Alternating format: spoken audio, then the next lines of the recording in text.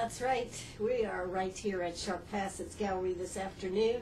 It is, of course, Thursday afternoon, and the Executive Director of the Greenwood Library, Prudence Taylor, is with us here today. So how are you doing today, Prudence Taylor? I'm doing very, very well today, Aunt Eller. How are you? I'm good. I'm good. It's always a pleasure to have you on to find out what's going on at the library. So what is going on at the library? Well, we have several things happening. We just started the library survey. We are wanting to develop a new strategic plan, and we're in the process of gathering information from the community to see to find out the direction in which the library should grow. So, what are the possibilities for the direction to grow? What are the questions are on how does somebody take that survey?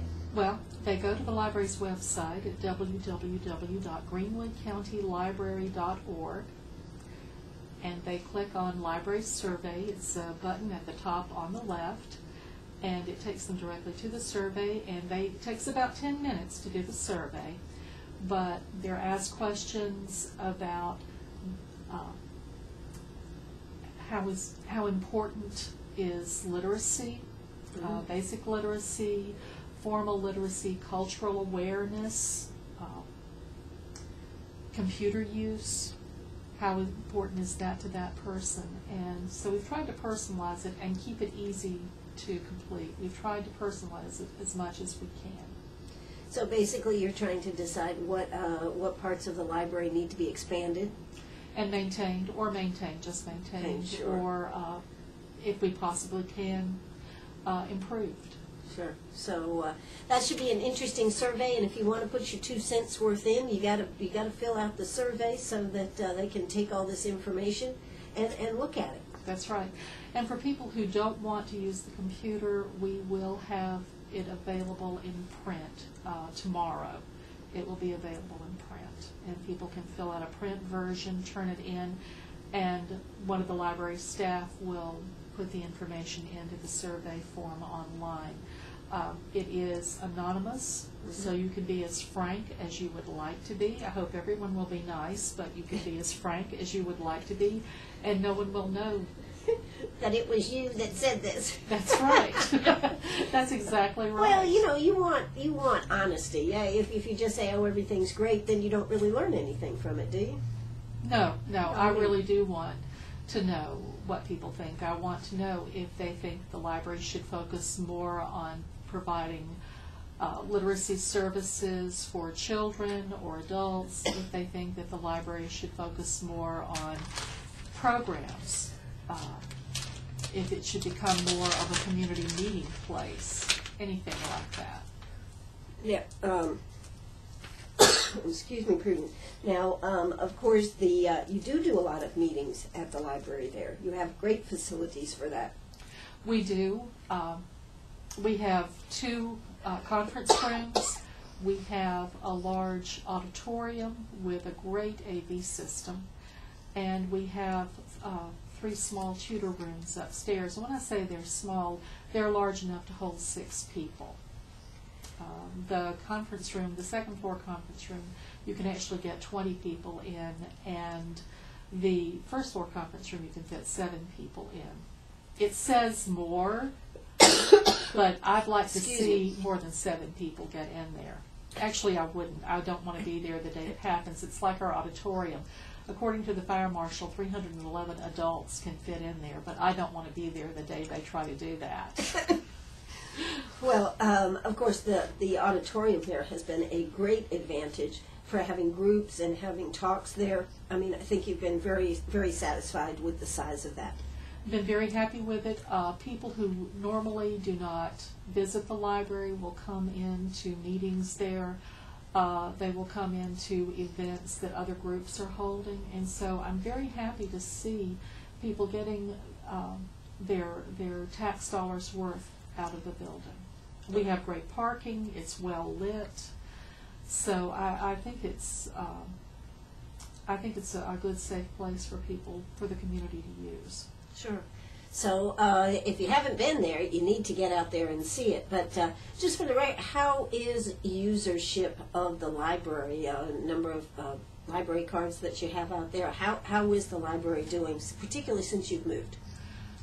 It's doing very well. We've always had a large number of users, but over 65% of Greenwood County residents haven't used a library card, which we have 69,661 people, and well over 45,000 of them haven't used a library card. We purge our records every year. It's how we celebrate Halloween. I know. How are you celebrating Halloween? We purge our records every year, okay? That's right. Okay. But we've been doing this since 1998, so I'm very confident of the number that we have. And then we do a count at the door, and since we moved into the new library, our use has doubled and tripled in some months. Once again, it's always been high, but with a new building, we have more space. I've had several people tell me they really like the building because it's larger, it's more open, it's a brighter building, and they enjoy being there more. Well, that's terrific. And of course, as people are trying to look for jobs and fill out resumes and everything, that computer center that you have there certainly has made, and I'm sure that's a very popular part of the library. It is. We average 3,500 users a month. We work closely with SC Works, and we have a lot of people who come in to set up email addresses, to apply for jobs, who are working on resumes, who work on cover letters. And so the library is really doing its part to help get Greenwood back to work. Well, not only are you helping on that, but of course you also are helping because we have a population that needs to become more literate. Yes, we do.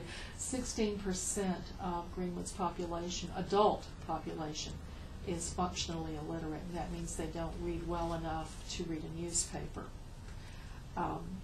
In spring of 2011, when the Greenwood's Literacy Council closed its doors, it left a gap in services for people who were unable to read well. It also left a gap in services available to our immigrant populations. In February of 2012, the library began its new adult literacy and ESL services. And we collaborate with the ESL programs that were already in existence at La Puerta de Esperanza, which is sponsored by the Church of the Nazarene, and also with South Main Baptist Church. They have an excellent ESL program. And so we began to work with them. And we've also worked with the Literacy Council of Greenville. It allows us to share materials. It allows us to share training. It also gives us the opportunity to offer our clients more time to practice reading and speaking English, more time to assimilate into our society, and more opportunities to help them become productive members of Greenwood's economy. Absolutely. You know, when we come back, we're going to be talking about some of the things that you may not realize. You have to keep reading in order to be able to continue reading. Prudence has several stories of those that kind of knew how to read and then got away from it. We'll be talking about that. We'll be talking about some new, some new grants that they just got. So why don't you stay right with us right here on WCRS. We're going to hear a quick word from our sponsors, so don't you go away. Oh, that's right. We are right here at Sharp Facets Gallery on the 72 bypass. Yes, I'm Ann Eller. Yes, I am having a good time here talking to Prudence Taylor right here at Sharp Facets. We're talking about new programs coming on at the library. You know, I was real impressed, Prudence, to see, and I'm surprised, Dollar General Literacy Foundation. And of course, we do have several Dollar Generals here. But wow, they do grants. Absolutely. They have gotten behind the American Library Association and its Office for Literacy and Outreach Services to fund an initiative called The American Dream Starts at Your Library. And this year, the Greenwood County Library was the only library in South Carolina to receive a grant from the Dollar General Literacy Foundation. Why was that? I mean, you know, I would think if there are dollars out there that people would have applied, why was Greenwood chosen? Because we're wonderful. We're wonderful? Okay, well, we know that. But what's the, I mean... I think we stood out because we have collaborated with local churches and or other organizations. Or can't talk. This feels like Monday. You've almost made it to Friday, Prudence. Come on now. Gotta get it together. But we have worked with other organizations that were offering programs or wanting to offer programs to immigrant populations. And so I think that made us stand out. It didn't matter to us that an organization was faith-based rather than an educational agency or a government agency. But we feel very fortunate to work with our partners at South Main and La Puerta, which is sponsored by the Church of the Nazarene. It's really helped us build some strong friendships. We're also working, as I said earlier, we're working with a literacy council in Greenville, and that has allowed us to offer training and to expand our collection of materials for groups who are learning English as a second language. It also, here in town, it gives our clients more opportunities to practice speaking and reading English. Absolutely. I think that's terrific. So this American Dream Toolkit grant, it is basically on handling learning it. Does it have to do with actually speaking, reading, or any other aspects of it, or anything to do on the path to citizenship? Nothing to do with the path to citizenship. It's more, it targets immigrant populations who are learning English as a second language, helping them to assimilate into society. And the way we are spending the money is we are getting a subscription to a resource, an online resource called Mango Languages, and the library edition. And people will be able to access it at the library, of course, but also at home or at work or at school. And it offers courses in English as a second language for Spanish speakers, Vietnamese speakers, and Japanese speakers. Now, those are the three primary immigrant groups that we have here in Greenwood. But it also offers English as a second language for people who speak Chinese, Italian, French. The other thing that it offers languages for people. Maybe you're traveling to France and you want to learn enough French to be able to say bonjour. Where's the bathroom? Yes. Yes, that's exactly. an important one. It is. And it's important to be able to understand the answer. Exactly. Then you want to learn enough French to bargain if you're going to a flea market or something. Well, you could take the basic class, which is just... is there a cost for that? No, it's free. Free? It's free. Free? Free. Absolutely free. Absolutely free, and it isn't even paid for with tax dollars. It's paid for with this grant money from the Dollar General. From Dollar General's Literacy Foundation. So everyone should go shop at Dollar General because we are very, very grateful to them.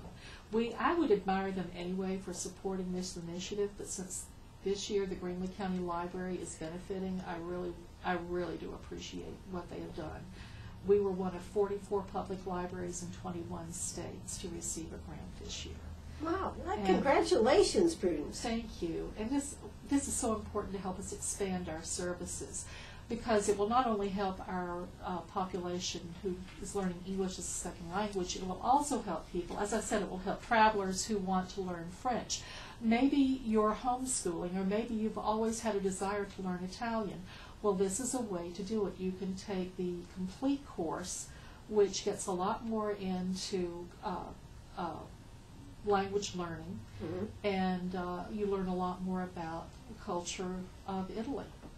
Oh. And so if you want to take a trip there, if you are an armchair traveler and want to pretend that you were taking a trip there, Mango Languages is perfect for you. And it's all offered through the library? It's all offered through the library. At the library, online? Yes, all you need is a library card. Kudos. That's a big program. It is. I think it's going to be very well received. I had talked to some libraries who have Mango Languages, and they don't have literacy programs. They got it because their homeschoolers were asking for it, or one library did in particular. But they said it was well received. And it is not for children, I do want to say that. It targets students 6th grade through adult. Wow, that is terrific. You know, we always hear about Rosetta Stone. Right, this is better. This is better than Rosetta Stone? Oh my gosh. This is less expensive, and with Rosetta Stone, you're dedicated. You have to have one computer for the course. With Mango, we have the subscription to the online resource, and it doesn't matter the number of computers or the number of people who are using it, either at home or at school or in the library. Okay, I was just thinking, now if I was in France and I needed help with something, could I just dial into the library here? If you bought the phone card, yes. Okay, see, I could do this, Prudence. But you have to have the phone card. Okay, all right. Well, I'm just thinking about this. But it's like all of our digital services. This year we recently added One Click Digital, which is a downloadable audio book resource. We've been very happy with that, and I think most of our patrons are too. One problem that we're running into with ebooks is that they cost so very much.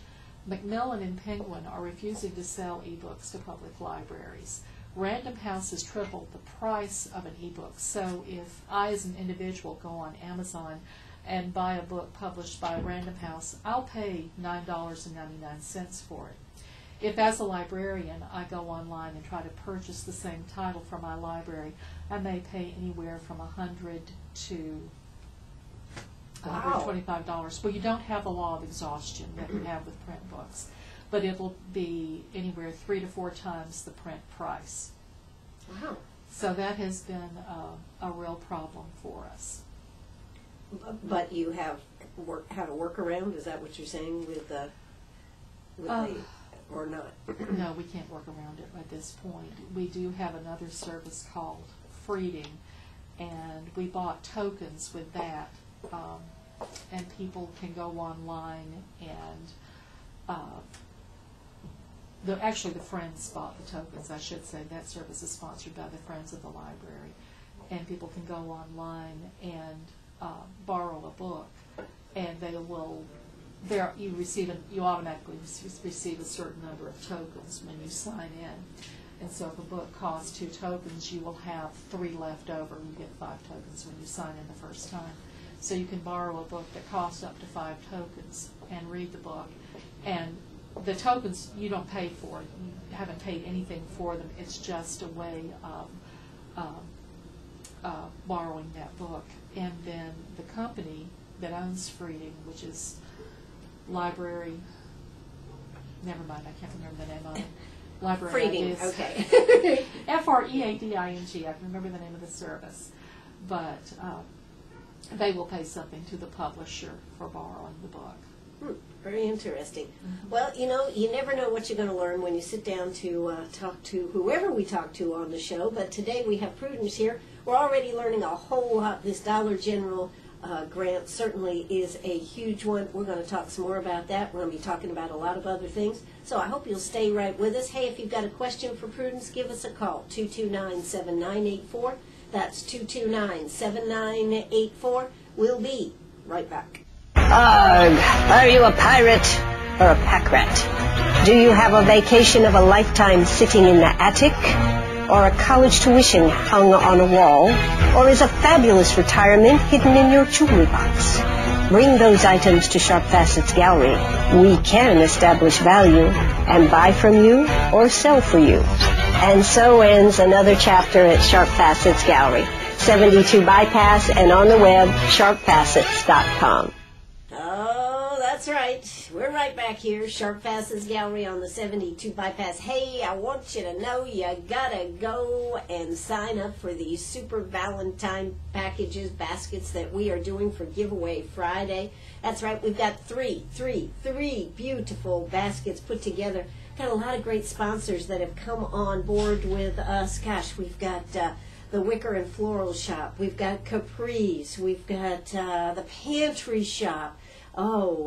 Frank's Car Wash, Sharp Facets. I tell you what, and massages from Piedmont Tech. It's a value over $200, folks. So I want you to go online at WCRS1450am.net. You'll see the big red bow on the right-hand side of the webpage. Click on the link there, sign up, send it in. The only catch is you got to be listening a week from this Friday on Giveaway Friday between 4 and 5 so that you can claim your prize within 15 minutes of your name being announced on the radio. So make sure you do that today. You can do it online. You can come by here at Sharp Facets and fill out a slip, or just give us a call, 229-7984. That's 229-7984. Feel the love. But remember this, you got to sign up to win. The first step, you got to sign up. So how about that, Prudence? That sounds pretty interesting, huh? It really does. Yeah. It does. That sounds great. Yeah, so we're sharing the love with our listeners here and all our great sponsors. So we were just talking about this excellent grant from the Dollar General. What else is going on? We just got another grant from the American Library Association and the National Endowment for the Humanities. It's called Bridging Cultures, Muslim Journeys. And this is very different from the Dollar General Literacy Foundation grant. This is what's called a bookshelf, and it's a collection of materials, of books, of DVDs, an online journal subscription that will help people learn a bit more about Muslim culture, art, and literature. So we're very happy to get that collection.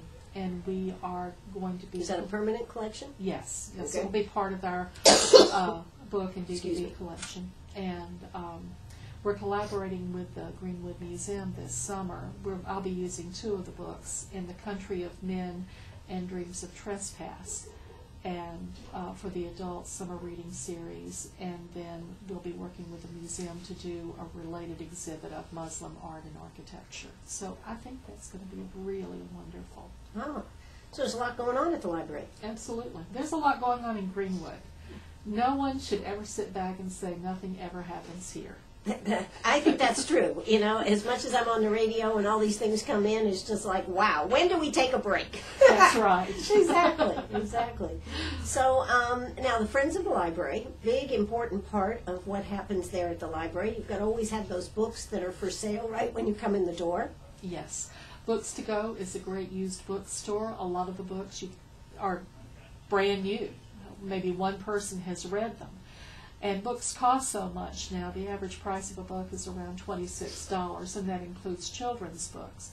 So a good thing to do is to come to the library and buy a book that looks brand new for maybe $2 or $3, a hardback, and use that as a gift. I did that this winter, this Christmas, with my family and my brother, who's very picky, very picky and very ticky about things.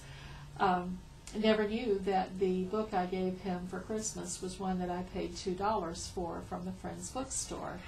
Unless he was listening right now. He lives in Fredericksburg, Virginia, so I know I'm safe. Okay, you're safe. All right. I love my brother, but he is picky about things like that.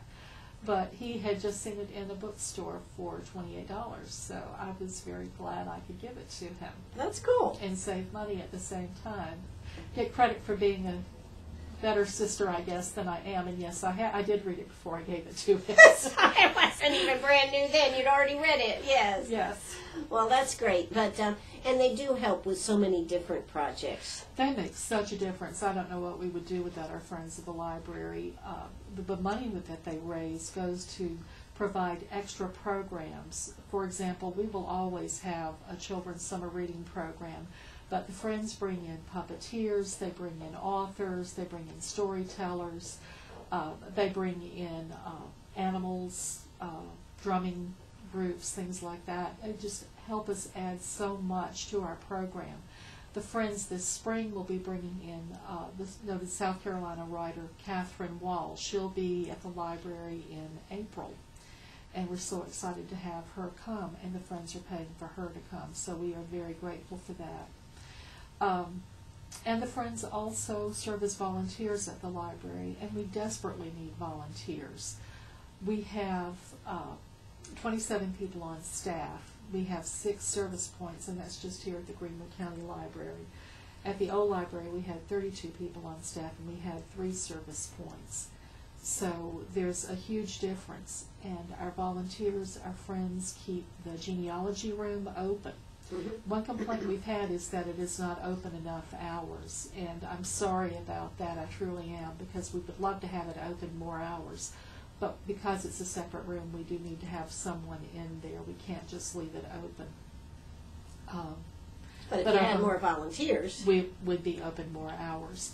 Also, our volunteers work in the Friends bookstore. They work at the book sale. They work at the welcome desk. When you walk in the door and there's someone sitting at the desk, smiling at you, ready to help you find your way through the library, that's a member of the Friends. That's one of our volunteers, and they do a wonderful job for us.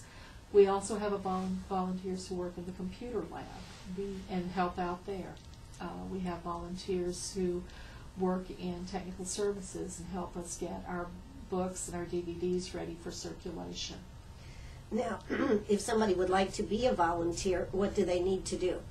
They would need to come in and fill out an application which just basically tells us what would you like to do, where would you like to work. Not everyone wants to work in the children's room. Not everyone wants to work in the computer lab. Some people want more to do, some people want less to do. So that tells us what you would like to do and what your schedule would be, and then our volunteer coordinator is Dana Ellis, and Dana will give you a call and just meet with you one-on-one, and y'all will work out your schedule and decide where you want to be. And it can be very flexible. You might have more time one month and not as much time the next month. Absolutely. We work around people's travel schedules. We work around people's, they volunteer with other organizations. We work around their schedule completely. We try to be as flexible as possible because our volunteers are very important to us.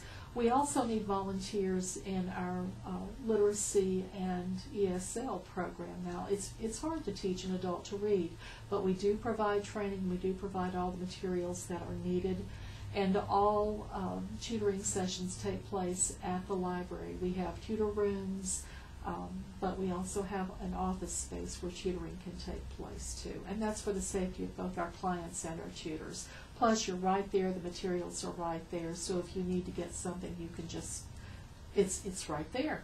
Absolutely. Hey, I'm here with Prudence Taylor. When we come back, I got a couple of stories she's going to tell us about those that knew how to read, kind of lost the skill, and got it back. Don't you? That's right. We're back here this afternoon. Prudence Taylor, the executive director of the Greenwood Library, is with us this afternoon.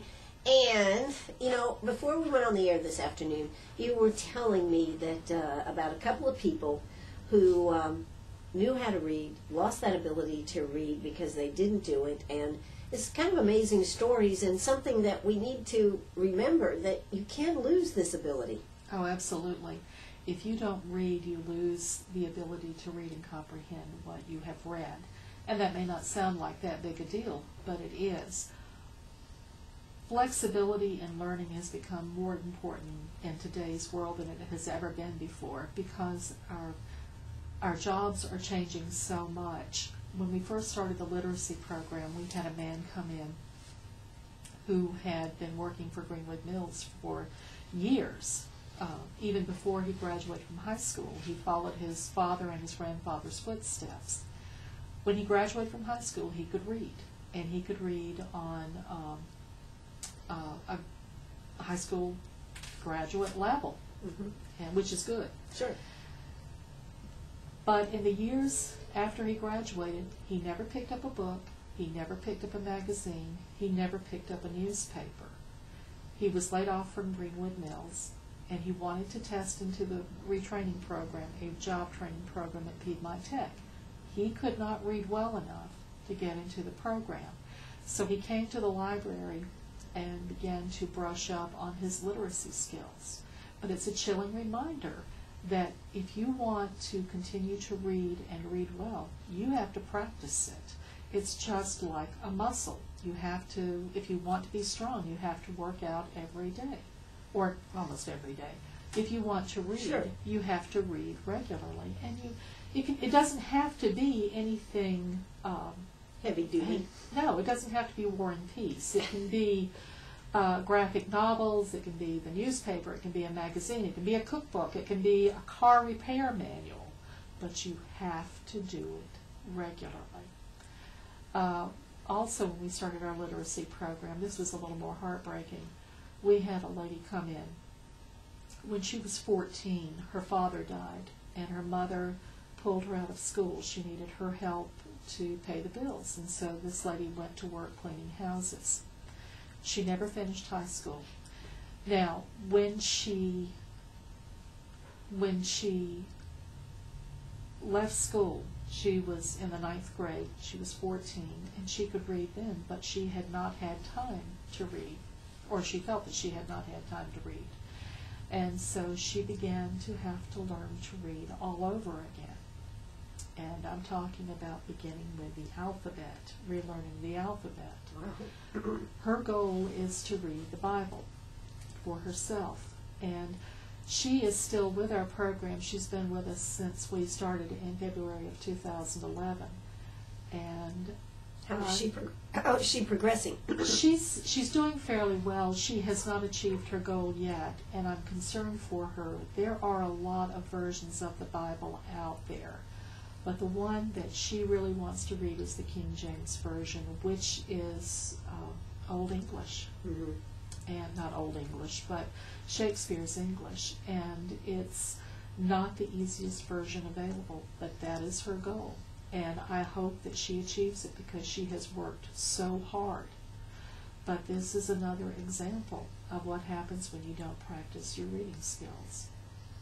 And it's heartbreaking. It's phenomenal, though. It's not something you would think you could lose.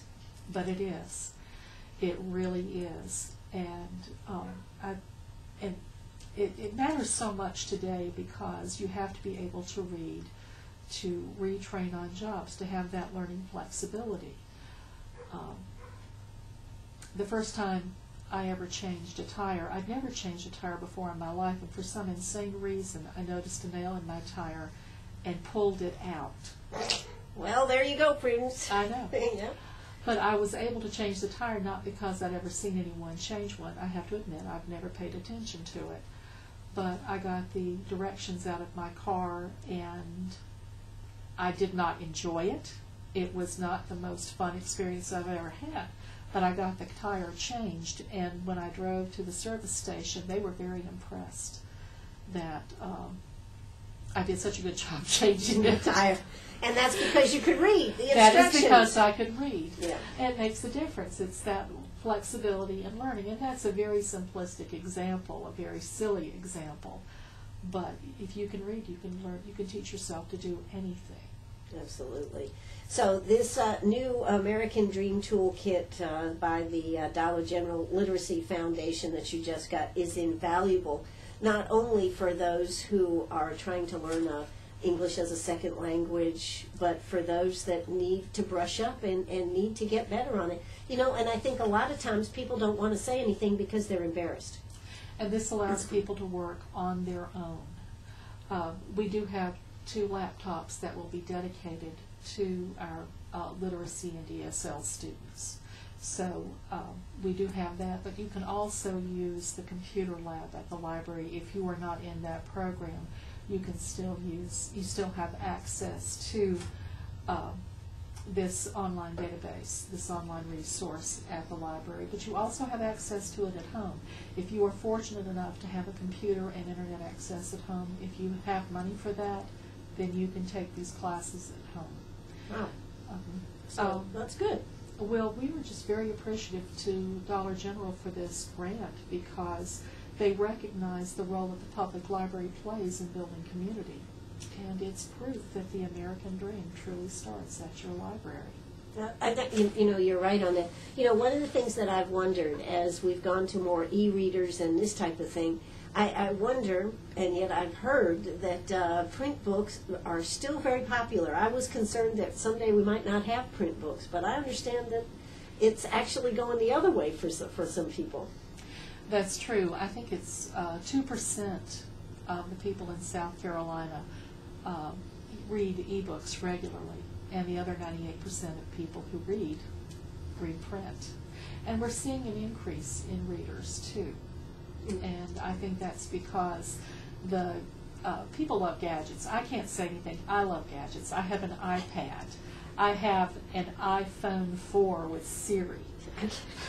I read on my phone. I read on my iPad. I read on my Kindle. And yes, I also have a Nook. And you have enough choices here, Prudence? Yes, I love gadgets. I love gadgets to play with, or to play with gadgets. But I still also buy books, and I love to read print because I can just sit and relax with my cat on my shoulder and my book in my lap. Well, there you go. Doesn't get any better than that. Absolutely, it doesn't. Well, we've got time for just a couple more minutes here. Hey, one of the things that you do have an excellent program on is your children's program, and you also have your teen program. Those are two programs that lots of people may not even know about, but can we just touch on those? Absolutely. We have a wonderful children's program, and our spring calendar is out.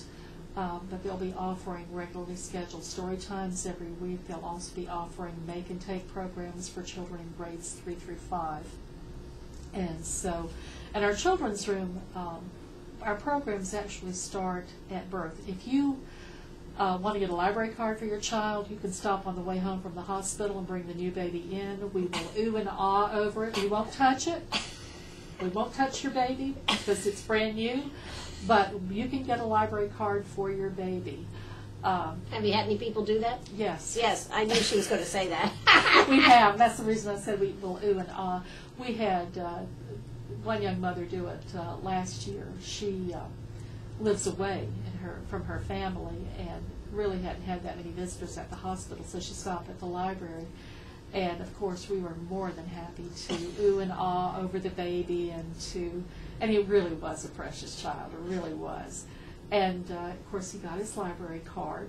And then we had one mother come in. She had several children, was a little bit more experienced with babies. And she actually had a staff member hold the baby while she selected books because she had run out of things to read while she was in the hospital. Wow. That's pretty cool. That's pretty cool. But Yes. you do have all these programs that help children become attached and help the parent, don't you, be Absolutely. able to become attached We to also the have a strong grandparents program. Many of South Carolina's and Greenwood's children are being raised by someone other than their parent. A lot of times grandparents step in here. And so we have a lot of resources, and we have programs just for grandparents and their grandchildren. We also have, in our Teen Center, we are offering regularly scheduled programs for students in grades 6 through 12, and they're doing a lot of craft programs right now that I wish I could do. I would love to play with some of those things, but I can't because I'm grown up and I work at the library, and it would look really bad. If you sat down and did a project with the teenagers, come on now. Or just did a project on my own. Oh, okay, all right. But yeah, there's a lot of good teen programs. They actually have their own teen room in the library. Do. And we have a lot of books in there just for our teens. That's where we have a huge graphic novels collection in there for our teens, and as well as other writers that they really enjoy. For example, the Hunger Games series we have in there, and then other books about zombies and vampires that our teens. Beautiful Creatures. Beautiful Creatures. Beautiful Creatures is in there. Wow. Okay. So, if you haven't been to the library, you need to check it out. But the biggest thing is get that library card, get online, work it at home, and get involved in what the library has to offer. It'll do your brain good. That's right. Thank you, Anne. There you go. Hey, we are right here at WCRS. Yes, I'm Ann Eller. Yes, I'm right here at Sharp Facets Gallery. Prudence Taylor has been our guest here today, and of course she's the executive director of the Greenwood Library. That's going to wrap it up for us. Make sure you stay tuned right here on WCRS, because there's more coming up. And tomorrow morning we'll have Congressman Jeff Duncan on the air with us first thing 9 o'clock hour, so make sure you tune in for that. This is WCRS right here in Greenwood. Thanks so much, Prudence. Thank you, Anne. I appreciate the opportunity. All right. Bye-bye, everybody.